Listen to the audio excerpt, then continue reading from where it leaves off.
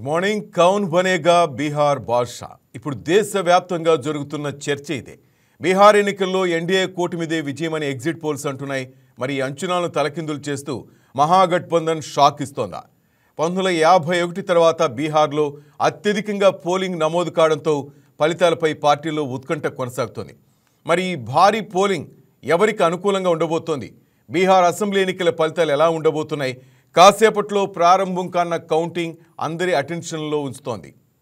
ఇవాళ 9 గంటలకల్లా ఫలితాల సరళి తెలిసే అవకాశం ఉంది. 38 జిల్లాల్లో 46 చోట్ల కౌంటింగ్ కేంద్రాలు ఏర్పాటు చేశారు. 4372 కౌంటింగ్ టేబుళ్లు ఏర్పాటు చేసిన అధికారులు ముందుగా పోస్టల్ బ్యాలెట్ ఓట్లను లెక్కిస్తున్నారు. ఉదయం 8:30 నుంచి ఈవీఎం కౌంటింగ్ ప్రారంభిస్తారు. ఓట్ల లెక్కింపు దృష్ట్యా అన్ని జిల్లాల్లో అవసరమైన భద్రతా ఏర్పాట్లు చేశారు. ఎన్నికల కమిషన్ సైతం అవసరమైన అన్ని సన్నాహాలు చేసింది. బీహార్లో ప్రభుత్వాన్ని ఏర్పాటు చేయాలంటే 243 సీట్లలో 122 సీట్ల మెజార్టీ తప్పనిసరి. ఓవైపు నితీష్ కుమార్ విజయం సాధిస్తానని ప్రకటించగా, మరోవైపు తేజస్వి యాదవ్ నవంబర్ 18న ప్రమాణ స్వీకారం చేస్తానని ఆల్రెడీ ప్రకటించారు. ఎగ్జిట్ పోల్స్ మాత్రం ఎన్డీఏ విజయం సాధిస్తుందని ప్రకటించాయి. ఎగ్జిట్ పోల్స్ ప్రకారం ఎన్డీఏకి మహిళలు, ఓబీసీలు, ఈబీసీల నుంచి బలమైన మద్దతు లభించింది. ఇందుకే ఎగ్జిట్ పోల్స్ అంచనాలు ఫలిస్తాయా? నితీష్ కుమార్ అధికారాన్ని నిలుపుకుంటారా లేదా తేజస్వి యాదవ్ బీహార్ భవిష్యత్తుకు కొత్త కథ రాస్తారనేది ఎన్నికల ఫలితాలు నిర్ణయించబోతున్నాయి. మొత్తం మీద బీహార్లో ఈసారి రికార్డు స్థాయిలో 67.13% ఓటింగ్ నమోదైంది.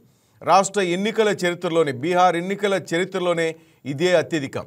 243 అసెంబ్లీ స్థానాలకు 2 దశల్లో పోలింగ్ జరిగింది. నవంబర్ 6న జరిగిన మొదటి దశలో 18 జిల్లాల్లోని 121 స్థానాలకు, నవంబర్ 11న జరిగిన రెండవ దశలో 20 జిల్లాల్లోని 122 స్థానాలకు పోలింగ్ జరిగింది. రాష్ట్రంలో 67.13% ఓటింగ్లో పాల్గొన్నారు. ఇది 1951 తర్వాత అత్యధికం. మహిళా ఓటర్లు 71.6% మంది ఓటు వేశారు. మొత్తం మీద బీహార్ దంగలకు సంబంధించి చూస్తున్నాం. 243 స్థానాలకు సంబంధించి కొద్దిసేపు కౌంటింగ్ ప్రారంభమైంది. బ్యాలెట్ కౌంటింగ్ స్టార్ట్ అయింది.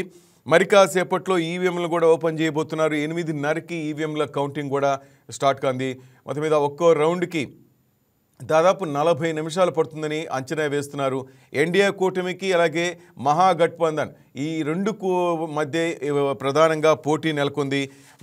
మెయిన్గా 243 స్థానాలకు సంబంధించి చూస్తుంటే ఈ 10,000 రూపాయల పథకం ఎక్కువగా మహిళల్ని ఆకర్షించినట్టు తెలుస్తుంది. లాస్ట్ మూమెంట్లో మహిళలు అత్యధిక శాతం వచ్చి ఈ ఓటింగ్లో పాల్గొన్నట్టు తెలుస్తోంది.